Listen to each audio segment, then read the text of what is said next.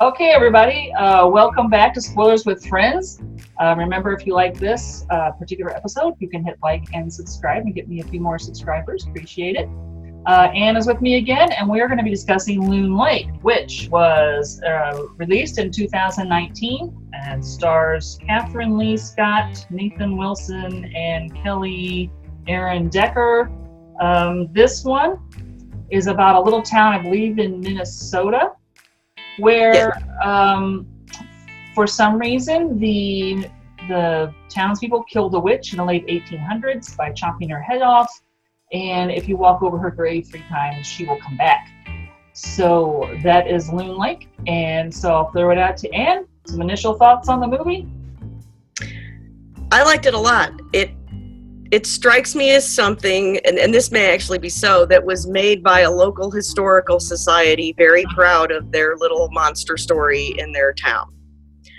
The problem with it is that I think the rest of the country views loons a little differently than Minnesotans do. I guess, because they do kill a couple. They do, but I mean, the loon in the story, they're very mysterious and scary and ominous, and I think for the rest of us, they're birds that make goofy noises, and they're kind of funny.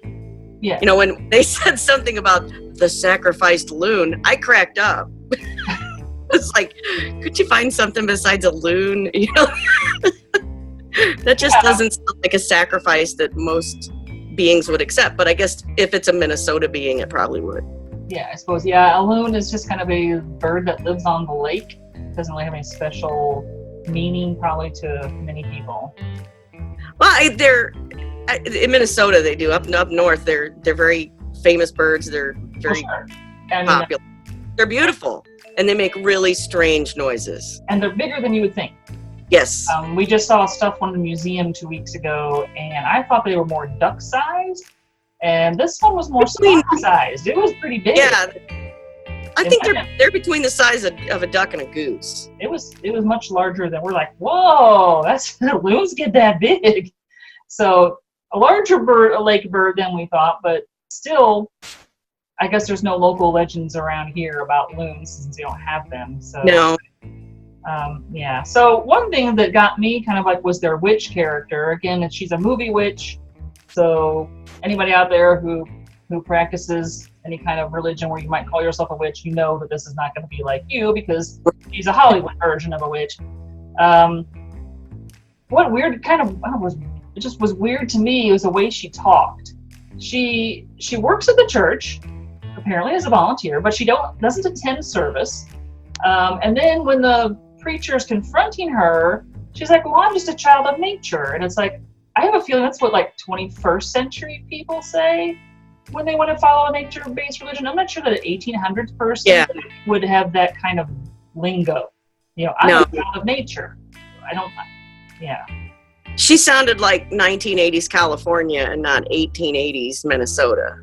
Yeah, it was kind of weird. And then she acts all freaked out when the preacher is basically trying to rape her, and I understand why she's freaked out, but then later she seems perfectly cool with approaching him sexually, and it was just like, does she like this guy, not like this guy? Is it she's trying to have sex with him, she's not trying to? I didn't get her motive. It seemed to flip a bit, you know? I think that's a power trip. There you go. Because she didn't like it when he tried to force himself on her, but then when she's got him basically in her power, it's like she's going to flip it on him and take him. Because she knows that deep down, you know, this is going to be something he's going to be feeling terribly guilty about and go to hell for, probably. Yeah, so she was kind of just sort of odd. I didn't quite get her. And then it was like, okay, I can see why you're mad that they chop off her head. Okay, and I get it. But the whole, if you walk across my grave 3 times, I will come back and kill you, seemed a bit excessive. Because now it's 150 years later, and you have to walk across the grave, right? Because someone in town tells our main character, well, when we were little kids, we'd always jump across it, and they're all still alive. So Yeah. You know? Maybe that kind of tempers the curse a little bit. I mean, it is a pretty awful, like, generational curse. But what do you got to be doing to walk across the same grave 3 times in a row?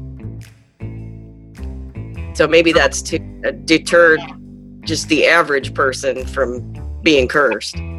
Doesn't stop our protagonist from being cursed, of course, because it's a horror movie. Right. And yeah, and he ends up walking over, like backing up because he's trying to take a picture or something. So he's trying, I can't remember exactly what he's doing, but he's trying to do something where he's trying to get the right distance from something. So of course it's her grave that he keeps like trying to get at the right distance from whatever it is he's looking at. So he sees, or he ends up walking over it multiple times. Of course. Well, it's kind of like the people who end up reading pieces of the Necronomicon out loud and calling down some demon, which nobody would do. You would sit there and read it to yourself, but that it seems to happen pretty frequently. I mean, you got to start the story, right? Right. You got to get the paranormal thing going. So, and at least he was very likable. Yeah, he's there because his wife's died. He's grieving. He's decided to go somewhere to be alone for a while. He ends up being alone for a couple of hours because then a neighbor shows up, and then he goes to the diner and meets this girl, and they spend some time together. So he doesn't get as much solitude as he thought he was going to get. And for a while, the girl confused me because I forgot that in the very first scene where she was introduced, she talks to the other people in the diner. But after that, we don't really see her interact with a lot of people until like closer to the end. Yeah. But at some point, I thought she might have been the witch ghost who was like trying to infiltrate his life before she kills him or something. Because yeah, I was like, does she ever talk to him? Did anybody else ever see her? But they did it the very, very first time she was introduced. So, no, she isn't a witch or a ghost, but she interacts so seldom with the other townspeople for a while, it confused me. Yeah, she's kind of I don't really understand the point of her a lot of the time. The preacher and his wife kind of crack me up because there are scenes with the two of them where both of them are so flamingly overdramatic, it's just painful. Yeah, and this is the 1880s preacher that cut off the head of the witch. Yes. Yeah. And his wife, and they take it very seriously, clearly. And I think you have a point about it being some kind of local legend that somebody really wanted to turn into a film. Because if you read the credits at the end, yeah, there is some section about we're really thankful to the town of whatever for helping us out doing this and this and this. So, yeah, maybe that town really does have this legend. I don't know. They might, or at least I think they do have that lake. Mm-hmm.